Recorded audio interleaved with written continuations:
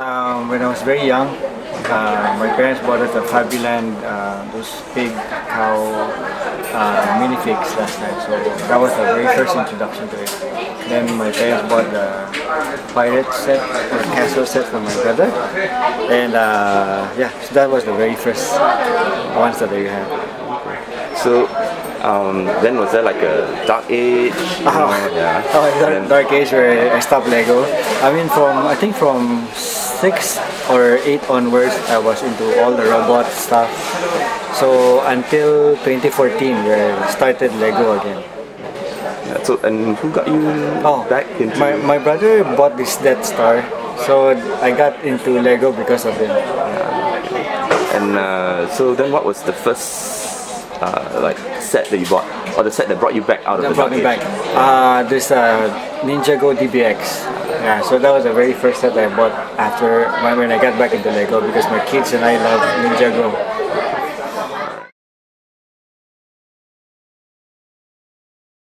When I was young, my mom bought me the Voltron toy, the Bandai toy, and we started watching the TV show. We had to rent those VHS tapes.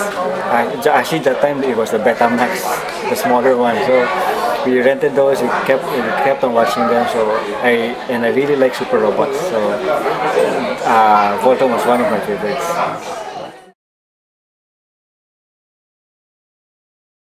I started designing I came up with a concept around 2015 that I wanted to make a Voltron Lego model.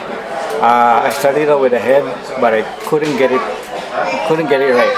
So waited for took me around 1 year to finally get it right, and then from there it was just very very fast for me to come up with a body and stuff, because the head is the most recognizable feature. For me, right? Once I see the head, I know that robot is this robot, so I can recognize it's easily recognizable on the head. Actually, I think I have 3 major versions. The last ones were after I submitted the Lego ideas.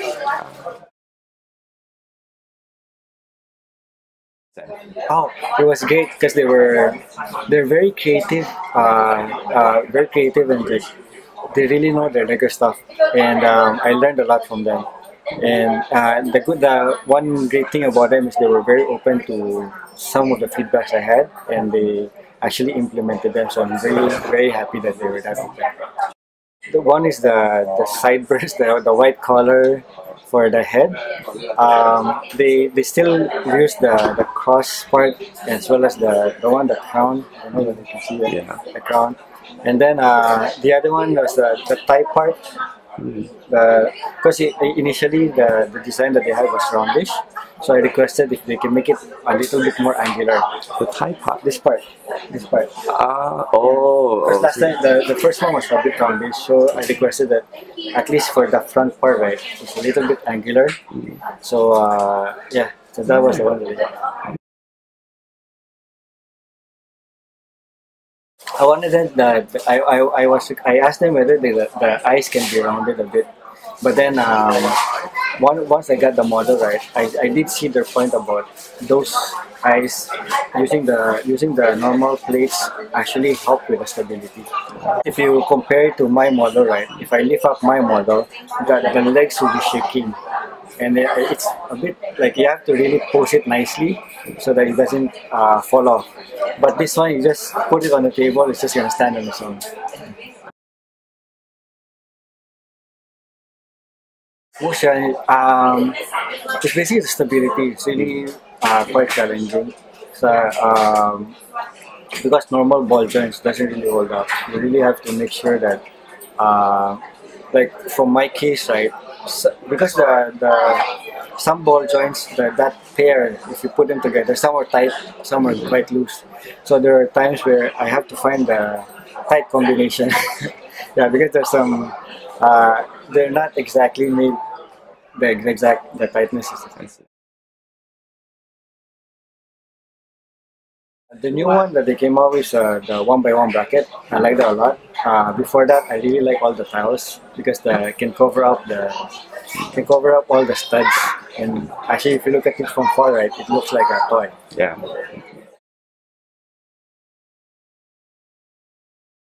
In Facebook, there's actually a group, Brick Mega Division. So from there, you'll actually see like Chubby Bots or Kelvin Lau, Lucin. There's also Moko from Japan, very popular one. And there is like Sam. Then there's another one. Actually, if you like Transformers, there's Chris Roach. Yeah, so those are the ones I can think of now. So the one that I mean, it's still related to Voltron, but I want to build that castle.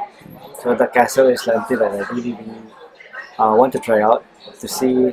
It's a bit more like a modular build, but something different that I probably will try next time.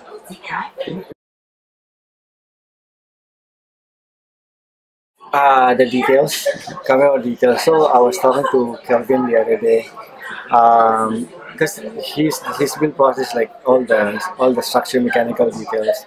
Then my mind is like more on the details, how it looks and stuff.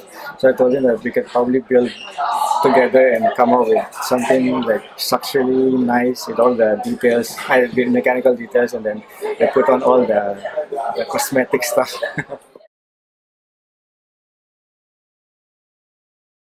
Oh, okay.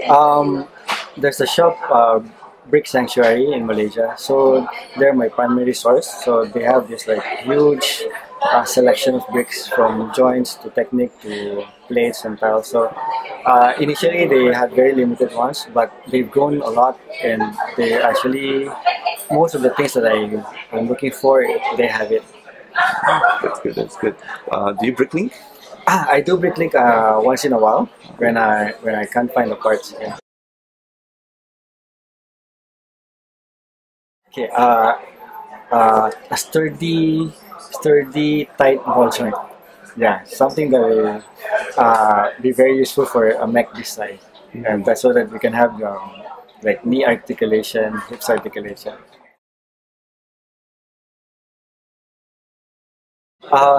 Work on something that you really like. So, because if you really like and passionate about it, right, you end up doing your best on it. And once you submit it, right, I noticed that the first 2 weeks of the project, right, or at least the first week, is very important because it helps a lot if it becomes like popular for like, because normally they will have this popular for the week, then they will have it on the front page. So if you can get it there, right, you have a bigger chance of like getting votes because it's people don't have to search for it; they see it straight away. Hi Singapore, thank you very much for your support. I'm here at Next, and thank you very much for coming over, and hope you enjoyed the build. Thank you.